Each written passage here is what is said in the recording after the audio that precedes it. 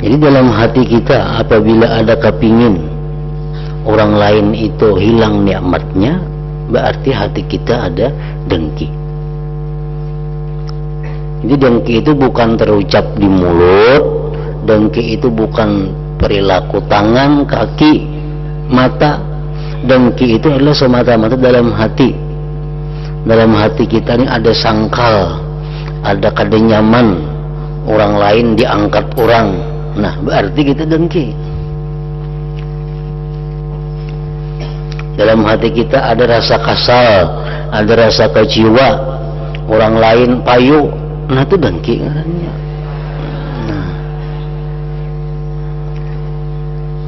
Dalam hati kita ada kedenyaman, ada rasa sakit, ada rasa susah kalau kawan kita dapat nikmat Allah dalam hati. Itu sudah disebut ngarannya adalah dengki itu. Suatu kerusakan yang kejelikannya bisa menjerumuskan ulama, apalagi yang bukan ulama, ke dalam neraka. Nah, sudah selayaknya kita semua waspada terhadapnya dengki itu. Dan ketahuilah bahwa dengki itu dapat menimbulkan 5 perkara, yaitu 1. Rusaknya ketaatan-ketaatan. Jadi dalam hati kita nih tadi ada rasa kedenyaman, rasa kepingin nikmat kawan itu hilang. Berarti kita ada dengki. Nah, bila itu masih ada dalam hati kita, kita kada bertobat, maka amal ibadah yang kita perbuat itu jadi rusak. Pengertian rusak itu ada 2 macam. 1, tidak diterima oleh Allah. Ini yang paling inti. Yang kedua, kada diterima amal ibadah itu dan membakar ibadah-ibadah nang dahulu.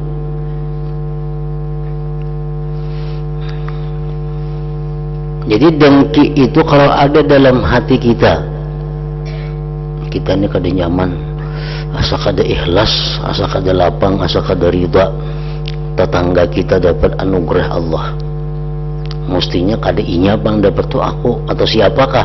Nah, hati itu sudah dengki ngarannya. Amal ibadah yang kita lakukan sesudah itu ditolak oleh Allah kalau kita kada tobat. Imbah perasaan dalam hati tadi, kita sembahyang, kita puasa, kita apa, itu ditolak oleh Allah karena ini ibadah orang yang hatinya dengki. Nah, apabila kedengkian itu sampai terucap di mulut dengan menggibahinya, dengan memfitnahinya umpamanya, nah ini bukan hanya dengki sekedar amal ibadah yang akan datang kada diterima, tapi membakar kepada ibadah-ibadah yang lalu. Artinya apa? Ibadah yang lalu itu kita serahkan kepada orang yang kita dengki itu.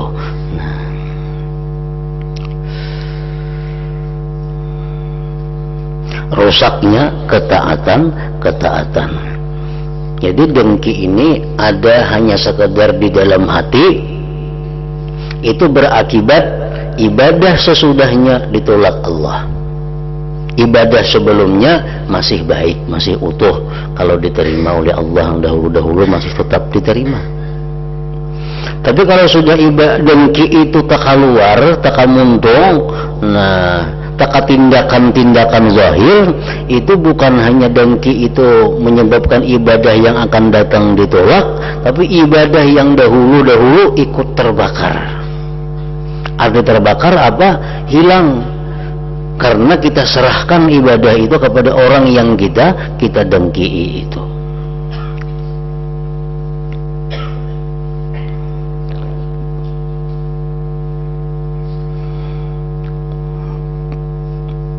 Dengki, hasad, apa lawanannya? Kan kalau sombong lawanannya tawadhu'. Kalau riya lawanannya ikhlas. Kalau dengki apa lawanannya? Sifat jahat dalam hati, dengki. Lawanannya yang baik apa? Sifat nasihat. Nasihat itu apa artinya? Menghendaki kebaikan kepada orang lain. Itu nasihat. Iradatul khair bil ghair, menghendaki kebaikan dengan orang lain.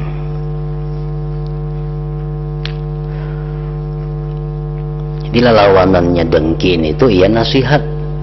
Nasihat itu bukan hanya ceramah, tapi nasihat itu adalah sesuatu sifat di dalam hati yang menginginkan agar orang lain mendapat kebaikan, mendapat kenikmatan. Nah, itu nasihat, sifat yang terpuji,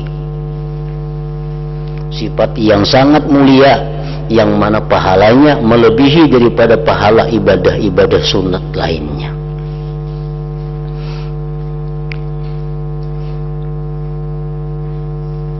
Seperti yang diceritakan dalam hadis, Rasulullah pernah bersabda di tengah-tengah sahabat beliau, ujar Nabi, sebentar lagi akan datang kepada kita seorang laki-laki ahli surga.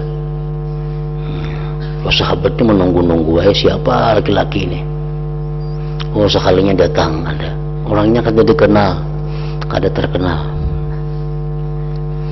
Esok hari itu pulang, ya Nabi, sebentar lagi akan masuk ke tempat kita laki-laki ahli surga. Sahabat menunggu-nunggu siapa orangnya. Oh, sekalinya semalam juga pulang datang orangnya. Yang semalam juga. Sampai 3 hari. Lalu ada sahabat Nabi yang bernama Amr bin As atau Ibnu Umar, Abdullah bin Amr itu.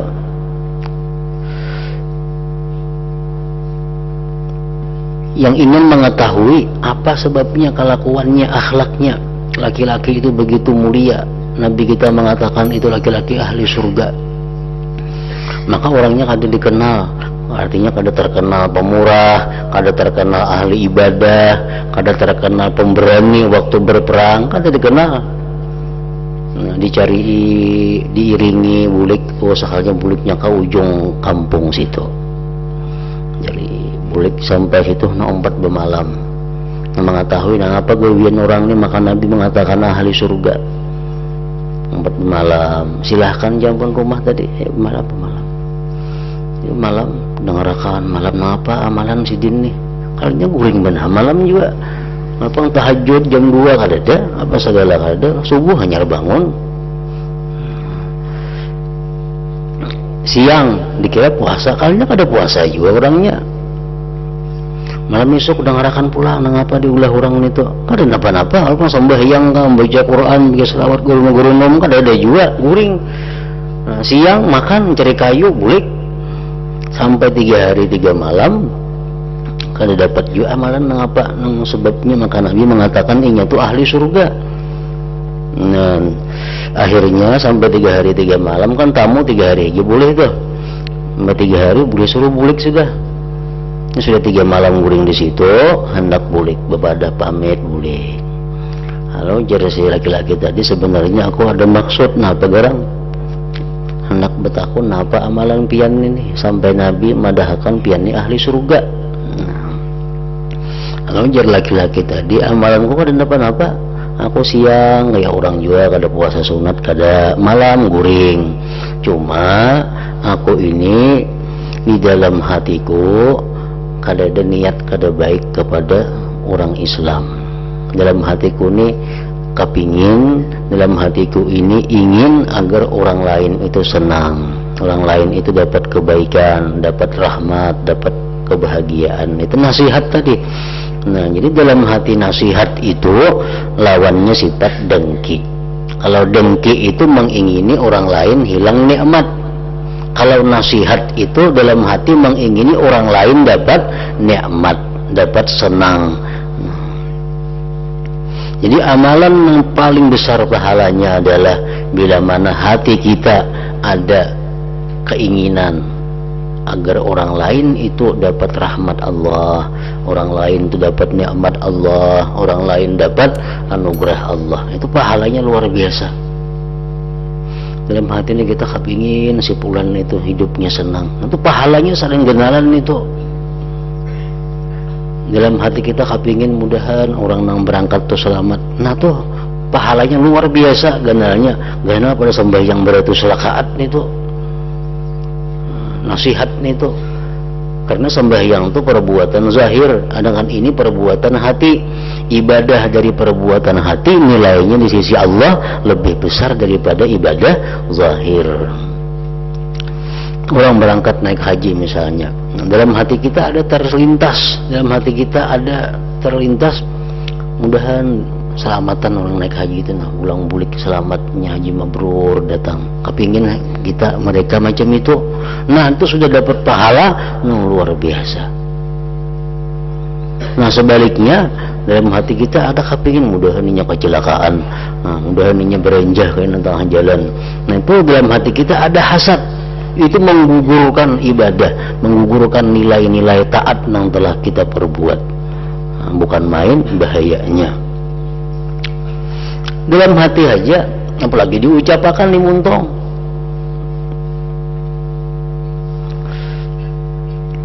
Rasulullah sallallahu alaihi wasallam bersabda, al-hasadu ya'kulul hasanat kama ta'kulun naru hatab.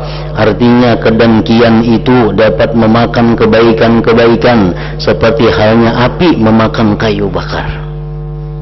Habis amal kebaikan kita unjuk lawan orang yang kita dengki itu.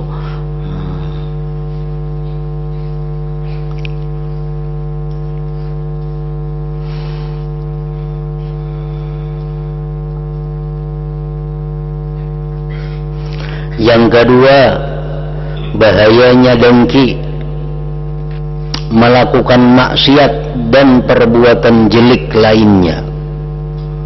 Ngaran dengki di hati, lalu otomatis kayaknya muntungnya lalu menyambati, muntungnya lalu kini memitnah, muntungnya lalu memperinting, muntungnya lalu maulu-ulu orang itu dosa yang lain lagi. Akibat dalam hatinya ada dengki itu. Melakukan maksiat dan perbuatan jelek lainnya sesuai dengan apa yang dikatakan oleh Wahab bin Munabbih, tanda orang yang dengki itu ada 3. 1, menampakkan senangnya bila ada orang yang didengki. 2, membicarakan jelek jika orang yang didengki tidak ada. Dan 3, merasa gembira kalau orang yang didengki mengalami musibah. Orang dapat musibah itu mestinya didoakan, dikasihani, ditakziah, dihibur. Nah ini ada kalau kita dengki lawan si A itu dapat bala, kita kesukaan. Nah itu satu dosa yang besar. Cukuplah kiranya bagi engkau bahwa Allah Ta'ala memerintahkan kita supaya memohon perlindungan kepadanya dari kejahatan orang yang mendengki. Allah menyuruh kita agar kita berlindung kepada Allah dari kejahatan orang yang dengki. Allah Ta'ala berfirman, wa min syarri hasidin idza hasada. Artinya, dan dari kejahatan orang yang mendengki ketika menyatakan kedengkiannya. Seperti juga Allah memerintahkan kita agar memohon perlindungan kepadanya dari keburukan syaitan dan tukang sihir. Qul a'udzu birabbil falaq min syarri ma khalaq wa min syarri ghasiqin idza waqab wa min syarri naffatsati fil 'uqad wa min syarri hasidin idza hasad. Jadi orang yang dengki itu disejajarkan oleh Allah dengan tukang sihir. Disamakan oleh Allah orang yang dengki itu dengan syaitan. Di mana kita disuruh berlindung kepada Allah dari kejahatan-kejahatan mereka itu. Jadi orang yang dengki itu luar biasa bahayanya. Bukan hanya sekadarnya mau menyambati, bukan hanya mau memitnah. Orang yang dengki itu mau menyakiti, bahkan mau membunuh. Makanya Allah menyuruh kita berlindung kepada Allah dari kejahatan orang yang dengki itu. Cobalah renungkan berapa saja perbuatan jelek dan fitnah yang dilakukan oleh orang yang dengki.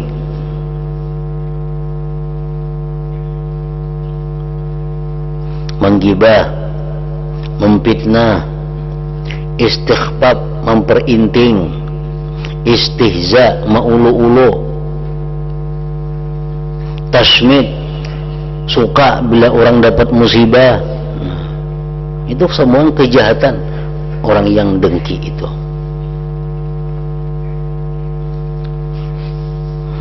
Sehingga Allah menempatkannya sejajar dengan kedudukan syaitan dan tukang sihir. Sampai-sampai tidak ada yang bisa dimintai perlindungan kecuali Allah Ta'ala.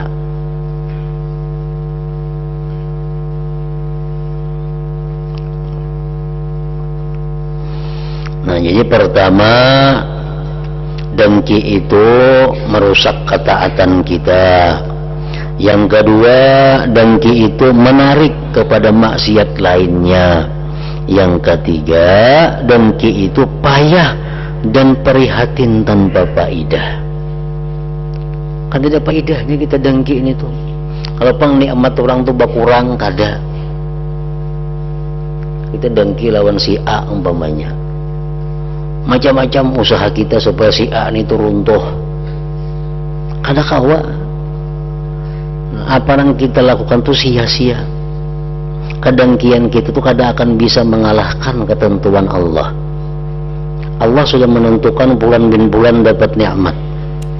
Allah sudah menentukan bulan bin bulan dapat anugerah. Itu sudah ketetapan Allah. Kita manusia ini kada senang hendak merubah ketetapan Tuhan, kawalah kadanya kawa.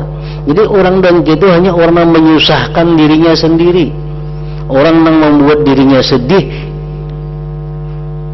dan kada dapat idahnya, bahkan mudarat banyak. Tiga, payah dan prihatin tanpa faedah. Bahkan di samping itu juga berdosa dan maksiat.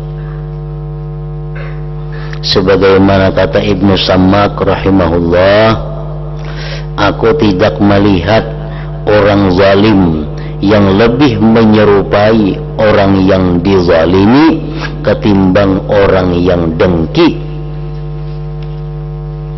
diri yang hina, akal yang bingung, dan susah yang terus menerus.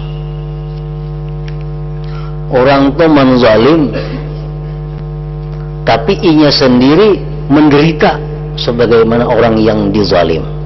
Siapa? Orang yang dengki. Kan kalau kita menampilin orang, kita zalim. Yang sakit siapa? Yang ditampilin. Kita mengambil harta orang, kita zalim. Yang rugi siapa? Yang sakit, yang diambil hartanya itu. Tapi kalau orang dengki ini, inya zalim, yang sakit inya seorang. Nah, apa sakitnya? Susah, payah. Melihat orang lain dapat nikmat, sakit hati. Melihat orang lain dapat untung, tak ungut. Melihat orang lain dapat nikmat, dapat kebahagiaan, kasal hati. Nah, inya seorang yang menyusahkan dirinya, padahal inya zalim. Jadi orang zalim yang sebenarnya menyakiti dirinya sendiri adalah orang yang dengki ini.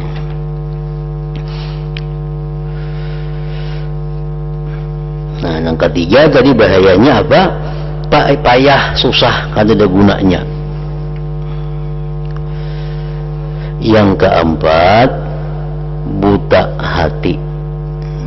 Orang yang dengki itu buta hatinya. Sampai hampir-hampir tidak paham suatu hukum di antara hukum-hukum Allah Ta'ala. Jadi orang yang dengki ini tuh pembicaraannya, pemahamannya kada sesuai dengan yang benar. Kenapa? Karena hatinya dibutakan oleh Allah Ta'ala. Memaham kitab salah pahamannya, nyampaikan hukum salah hukum yang disampaikan. Ini kada paham.